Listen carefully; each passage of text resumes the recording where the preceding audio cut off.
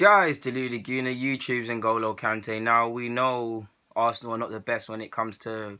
We're good at identifying talent. If that was just a way of signing players, just being able to recognise someone's a good player, we'd sign everybody. But we know we need to be proactive and we need to actually get deals done. And there's several cases where, whether it's over £1, if we believe reports, several other cases where we've acted over money or delayed, and players have gone to other clubs and succeeded. And we're just happy to say we've known players like Kante since 14, whether Thomas Lemar, who was at Cannes as well, Hazard at a point, Royce at a point. But I'm here to talk about Griezmann. Now, we know we've loved Griezmann. We've tried at Atletico Madrid to get him. We've tried a number of years to get him.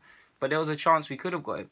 2013. Now, I believe this claim because I remember 2013 we were on him heavy. We were on him 012 to 013. We were on him heavy. His Sociedad days. I believe it works out. He was 21 at the time, so he was a good player, but he weren't quite as recognised to a degree as he is now. Allegedly, Guillemandi asked one of Arsene Wenger's scouts and long-term friend. It was said that the manager is interested, which is true.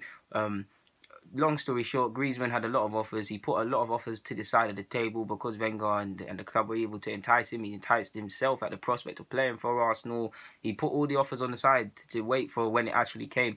And long story short, we made him wait and wait and wait until the last 3 hours of the transfer window, and we told him no. So he swore from that he don't want to play for Arsenal. He didn't actually say that, but he swore he wouldn't be messed around and he won't go and be messed around and deal with the same contacts again. So essentially, he will never play for Arsenal. And hopefully, this is another example of hopefully the likes of Spen, who's come. I know it's not directly his department. Huss, who we've recruited from Sky Legal's team, and Raul Sanye, they can avoid these situations because they can be practical and get things done. So we can finally identify a talent, get the contract done, ultimately just sign him. Imagine we got Griezmann in 2013. Let's just say worst case scenario, we didn't win anything and he wanted to leave. You're making a mad prof because you're seeing PSG linked with him, City, United, Chelsea, all of these clubs linked with him. What have I said in previous vids, even before these new additions came?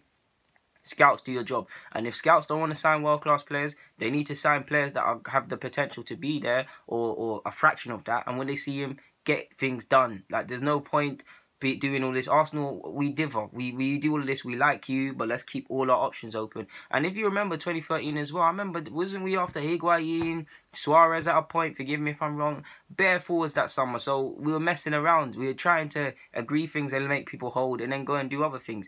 We missed out. Now, it's important to remember, as far as I know, reading the segment, Wenger wasn't directly there and neither was Griezmann. It was all done via Guillemandi on behalf of the club. And obviously Griezmann's agent were communicating with each other. So we can't pinpoint who directly is to blame. But this is another example of what I hope to avoid in the next few years of we tried or we could have got this or we haggled. Because even if we look at those of you that know Dennis Zakaria, who's at Gladbach, we didn't convince him to come because he wanted to play first team football. And Dembele, who plays for Lyon, he could have came last summer. So that shows you we're trying to get a signing last summer in the central midfield department. A bit off key from the Griezmann story, but I'm trying to show you guys that identifying targets and clearly getting it over the line is a problem we've had now. Like we have been having this problem, and when you see how panicky we behave in the transfer market of recent years, it's no surprise. I can't blame him for not wanting to sign. Why would I wouldn't want to sign if you messed me around for how many years and I mean for how many weeks or whatever. Because there's some people in this YouTube thing that have messed me around and they're hollering me again and they can't get a message from me. So yeah, maybe with Lacazette and all of these players and all of this, we might be able to convince him. I know Perez keeps trying to tout Griezmann to Arsenal, keeps trying to entice him, but who knows? We can afford him, but it'll be a pretty big package, and we won't trying to pay for that, and it will hurt us more than it hurts other clubs, and clubs can offer way more wages and way more transfer fees too for Griezmann. We can just throw a hat into the ring, but it's not going to happen. We've missed that one. Am I upset? Yes, because I love Griezmann, but football moves on. It's just about not letting this happen again. I don't know insert any player you think this might happen to. We just need to avoid the same situation again. It's happened. It's been happening. It's 2013. It's 2017 now. We let it go 5 odd years ago or so. But we don't want this to happen for the next stars, for the next, I don't know, Fakir's in my head for some reason, the next Fakir or whatever. But guys, Deluded Goon, I'm signing out. This doesn't need to be a long vid, and I'm already waffling too much. DG, I'm signing out. Thank you.